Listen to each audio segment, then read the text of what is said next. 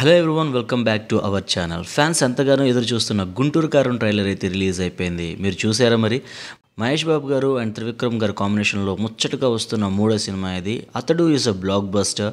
Khaleja flop అయినప్పటికీ కూడా చాలా మందికి చాలా బాగా నచ్చేటువంటి మూవీ అది. వీళ్ళ కాంబినేషన్లో వస్తున్న మూవీ కాబట్టి I have good expectations on this movie. So trailer చూసాక నాకు ఏమనిపించిందంటే బాగుంది, చాలా బాగుంది. It was good. మహేష్ అన్న లుక్స్ గురించి అంటే ఇంకా చెప్పక్కర్లేదు. ఎలా మెయింటైన్ చేస్తున్నారండి బాబు అసలు. ట్రైలర్లో ఏమైనా దొరుకుతాయా అని 0.25x స్పీడ్లో పెట్టుకొని మరి 10 టైమ్స్ చూశాను. అలా చూశాక నాకు కొన్ని ఇంట్రెస్టింగ్ విషయాలు దొరికేసాయి. అవేంటో ఈ వీడియోలో చూద్దాం. సో వీడియోలోకి వెళ్ళే ముందు పాసిబుల్ స్పాయిలర్స్ ఉంటే ఈ వీడియోలో ముందే వార్నింగ్ ఇస్తున్నాను, గమనించగలరు. సో లేట్ చేయకుండా వీడియోని స్టార్ట్ చేసేద్దాం. ఫస్ట్ ట్రైలర్ స్టార్టింగ్లోనే మనకి అర్థమవుతుంది మహేష్ బాబు గారు రమ్యకృష్ణ గారి సన్ అని. చిన్నప్పుడే మహేష్ బాబు గారిని రమ్యకృష్ణ గారు అనాథలో వదిలేస్తారు. అది ఎందుకో మూవీ చూస్తే కానీ మనకు అర్థం కాదు. ఆ తరువాత ఒక ప్రెస్ మీట్లో ఒక జర్నలిస్ట్ రమ్యకృష్ణ గారిని క్వశ్చన్ చేస్తారు. ఆ క్వశ్చన్ ఏంటంటే, మీ పెద్ద కొడుకుని ఒక అనాథలో వదిలేశారు, కారణం ఏంటి అని. ఆ వాయిస్ ఎవరిదో కాదు, మన త్రివిక్రమ్ గారిదే. అండ్ ఈ ప్రెస్ మీట్లో ప్రకాష్ రాజ్ గారు కూడా ఉంటారు. మేబీ వీళ్ళందరూ కూడా ఒకే ఫ్యామిలీ కావచ్చు. మేబీ ఈ సీన్లో రమ్యకృష్ణ గారు ఇంజ్యూర్ అయి కనిపిస్తున్నారు మనకి. మేబీ ఆవిడ మీద జరిగిన అటాక్ తర్వాత పెట్టే ప్రెస్ మీట్ అనుకుంటా ఇది. ఆ అటాక్ మేబీ ఈ యాక్సిడెంటే అవ్వచ్చు. నెక్స్ట్ ఈ సీన్లో మహేష్ బాబు గారు ఈ పార్టీ కార్యాలయం మొత్తం నాశనం చేసి పారేస్తారు తన జీప్తో. ఈ సీన్లో ప్రకాష్ రాజ్ గారి కట్అవుట్స్ చూడొచ్చు మనం. అండ్ కొంచెం క్లియర్గా చూస్తే ప్రకాష్ రాజ్ గారి యొక్క పేరు ఏంటంటే ఈ మూవీలో వివిఎస్ అంటే వీర వెంకట స్వామి.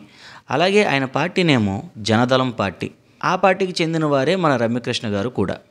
మరి తన అమ్మకి చెందిన పార్టీ కార్యాలయాన్ని మహేష్ బాబు గారు ఎందుకు ఇలా చేస్తున్నట్టు? ప్రకాష్ రాజ్ గారికి ఈ ట్రైలర్లో అప్పుడప్పుడు మహేష్ బాబు గారు ధమ్కీలు ఇస్తున్నట్టు కూడా కనిపిస్తున్నారు.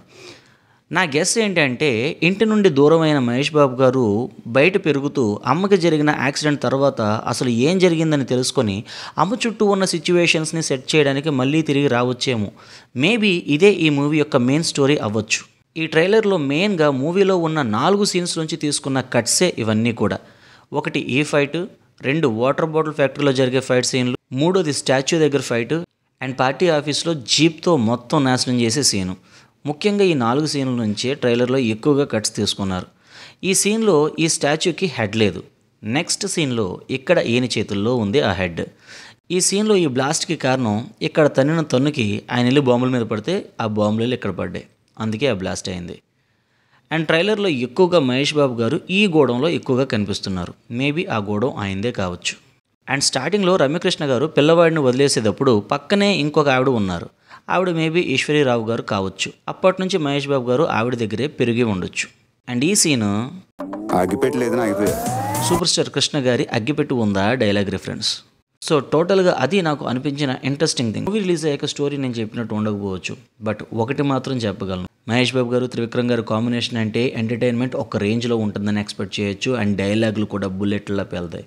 సో అది friends my opinion on this trailer. So video నచ్చితే ఒక లైక్ వేయండి. ఇంకా మంచి అప్డేట్స్ కావాలనుకుంటే మన ఛానల్ని సబ్స్క్రైబ్ చేసుకోండి. Thank you for watching. I'll see you in the next video. Bye.